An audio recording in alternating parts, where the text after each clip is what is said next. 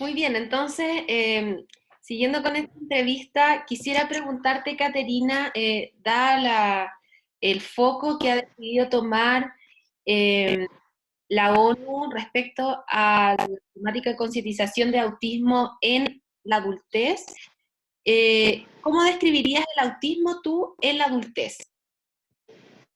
Mira, estaba conversando con algunas compañeras justamente estas temáticas y viendo también desde Multiverso FI cuando trabajamos con personas adultas y un poco aquí recalco lo que decía Claudia, ¿no? Los contextos para las personas adultas dentro del espectro autista no están preparados.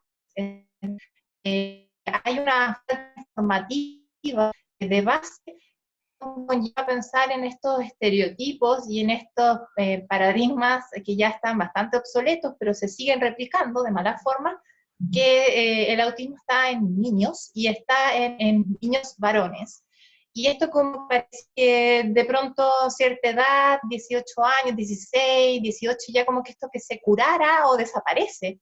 Cuestión que no es. Y justamente los contextos que continúan generalmente en la parte de la adolescencia, luego la juventud hacia el paso de la adultez, no están en el fondo preparados o adaptados para que la persona ingrese en ese espacio de alguna forma amable o desde su perspectiva de derechos. Entonces, hay una sobreadaptación, una sobreexpectativa, hay lo que hemos observado también, que son muchas personas que se genera un cúmulo de la ansiedad mayor aún, no se entregan como herramientas adecuadas, la persona está constantemente en un estado de alerta, intentando en el fondo sobrellevar las exigencias sociales.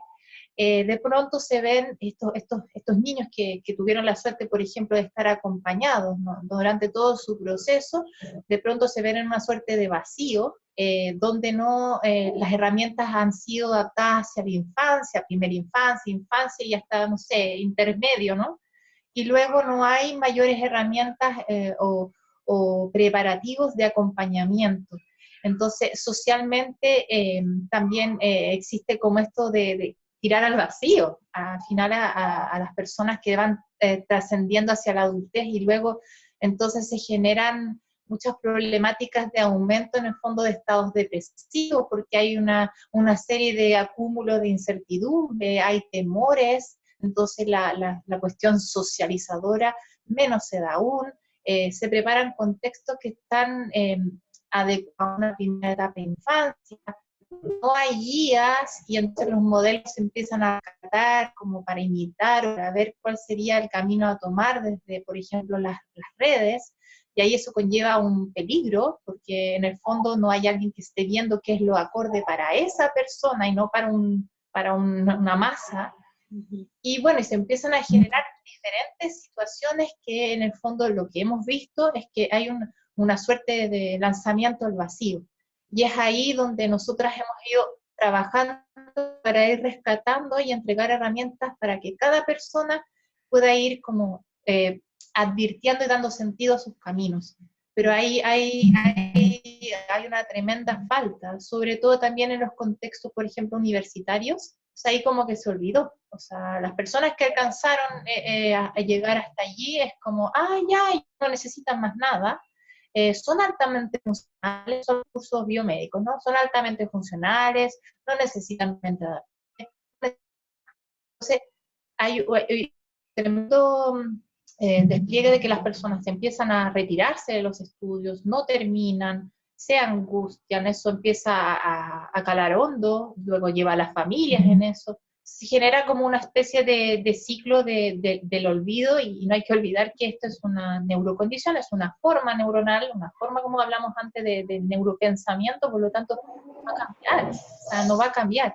Es necesario también gestar cambios en los entornos y que cada persona pueda tener sus herramientas para poder seguir eh, viviendo acorde a sus propias competencias, habilidades y realidades, sin que tener que estar en un estado de alarma, como un burnout horroroso mental por no saber darle sentido a lo que se está ocurriendo, ¿no? Cómo encauzarlo. Y no se trata de un acompañamiento como súper protector, sobreprotector, o que yo te voy a llevar. Es un acompañamiento paralelo, ¿no? En un lado, es decir, un diálogo. Y si de repente se requiere de cambios en los ambientes, bueno, o sea, se requiere de cambios. O sea, nos vamos a obligar como una enredadera a seguir un camino que no corresponde. Entonces, creo que se debe concienciar en ese ámbito porque parece que desde la población de trabajadores o profesionales en la salud y en la educación hay un tremendo olvido, un vacío. Se queda muy desde ya se cumplió la meta y no se ha cumplido nada. Y entonces de eso se agarra después la familia y las personas. Entonces creo que no hay excusas y creo que hay que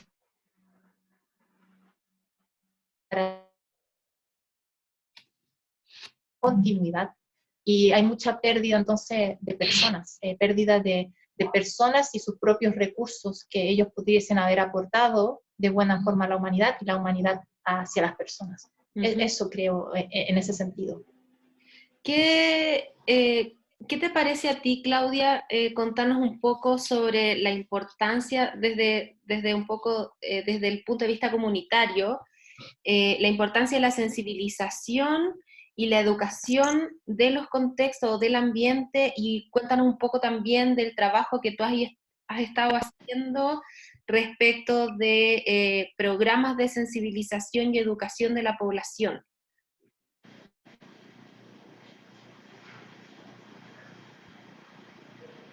Mira, la sensibilización es algo fundamental, sin embargo, no podemos quedarnos solo ahí, o sea, ahora creo que estamos como súper al debe si nos quedamos solo en la sensibilización. Pienso que es muy importante, y la sensibilización no pasa solo por ir a educar, por ejemplo, a un equipo, al curso de un niño, del curso porque hay un niño que está en el espectro autista dentro de ese colegio, o ir a un solo trabajo. Yo creo que parte de la base de considerar que la diversidad es un valor en sí mismo, y por tanto la sensibilización, la educación, ¿cierto?, a poder relacionarnos desde cada uno, su forma de ser, tiene que venir algo casi como desde la crianza, de cómo nosotros gestamos en general la sociedad y cómo educamos.